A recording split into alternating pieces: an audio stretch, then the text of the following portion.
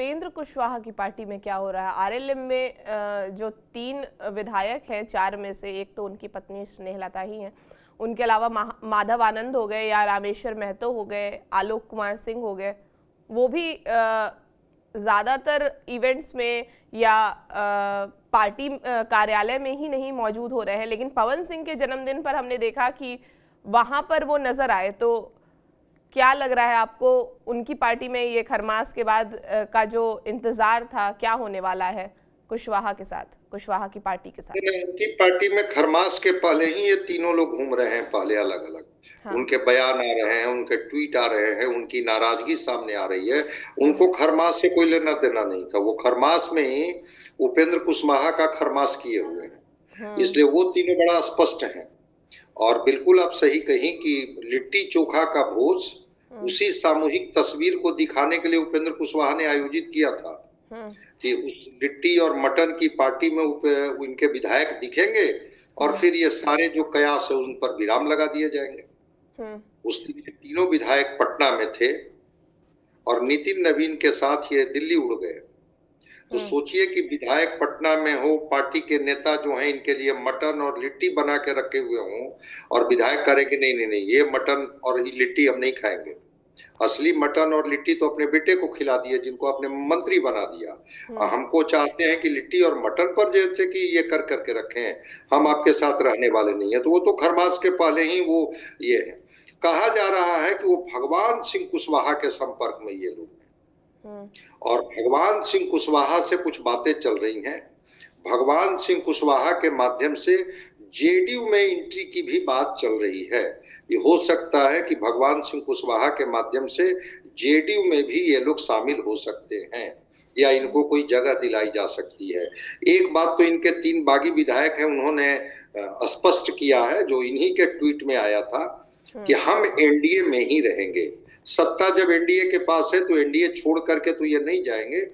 लेकिन कभी आती है बात कि हम असली जो रालोसपा है उसके हम ही अधिकारी हैं, जो चिराग पासवान और पारस जी के बीच में हुआ था। कभी ये कहते हैं कि हम अलग पार्टी बनाएंगे। तो अलग अलग बातें आ रही हैं और मैं समझता हूं कि अब इसका भी पटाक्षेप हो जाएगा कि इनके 3 विधायक क्या उस पार्टी पर दावेदारी करेंगे या कोई अलग गुट बनाएंगे, या जेडीयू में जिस तरह की संभावना दिख रही है कि भगवान सिंह कुशवाहा के संपर्क में है, उनके माध्यम से वहां जा सकते हैं। हाँ, पवन सिंह के बर्थडे पार्टी में ये गए थे, इसलिए कि मैं आपको बता रहा हूं ना कि इन्होंने ही कहा था कि हम एनडीए के साथ ही रहेंगे और मंत्री इनको नहीं बनाया गया। इस बात को लेकर के नाराजगी थी कि जब वो किसी सदन के सदस्य नहीं थे, दीपक प्रकाश, तो उनको मंत्रिमंडल में जगह क्यों दी गई। तो ये बातें निकल करके आई। रामेश्वर महतो ने तो कई ट्वीट किया और उन्होंने कहा कि केवल भाषणों से ही कोई व्यक्ति नेता नहीं होता है, जब तक कि जमीन पर उसके एक्ट नहीं देखे जाते हैं, किस तरह से चीजों को कार्यान्वित करते हैं, क्रियान्वित करते हैं, और उनका आचरण अगर उस तरह का नहीं होता है तो जनता उनको नकार देती है। इस तरह के कड़े कड़े ट्वीट रामेश्वर महतो जी के तो आ रहे थे और वो पहले भी जेडीयू में एमएलसी थे, बाद में इनकी पार्टी में आए और इनकी पार्टी से टिकट मिला और वो चुनाव जीते हैं।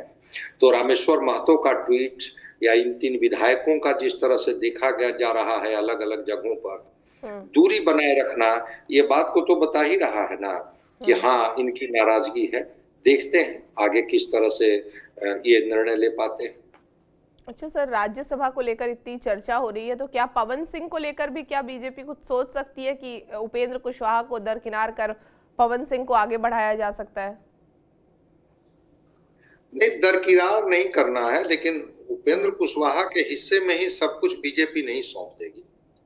उपेंद्र कुशवाहा को फिर से राज्यसभा भेज देगी, इनके बेटे को मंत्री बनाएगी और एमएलसी बना देगी, फिर इनकी पत्नी एक सदन की सदस्य हैं ही, तो परिवारवाद का तो ये क्लाइमेक्स हो जाएगा यहाँ कि भाई पति, पत्नी, बेटा, बहू के बारे में भी बात चल रही है कि माधव आनंद जो पहले नागरिक परिषद के उपाध्यक्ष थे, अब वो बहू के लिए बात की जा रही है कि चूंकि हमारे कोटे के ही माधव आनंद थे तो नागरिक परिषद में उपाध्यक्ष पद की जगह मेरी बहू को दिला दी जाए।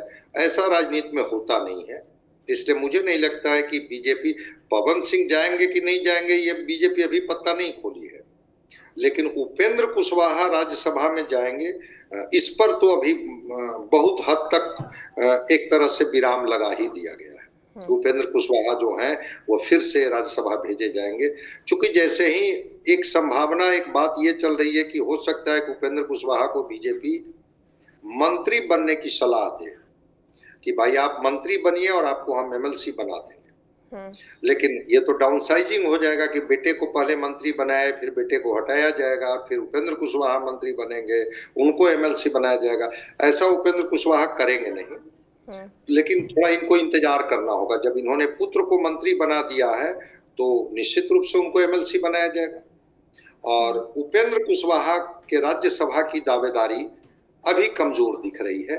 जिस तरह से इन्होंने अपने पत्नी को और बेटे को जगह दिला दी है, बहू के लिए भी ये प्रयास कर रहे हैं, उसमें उपेंद्र कुशवाहा भी राज्यसभा में चले जाएंगे, इसकी संभावना कम दिख रही है।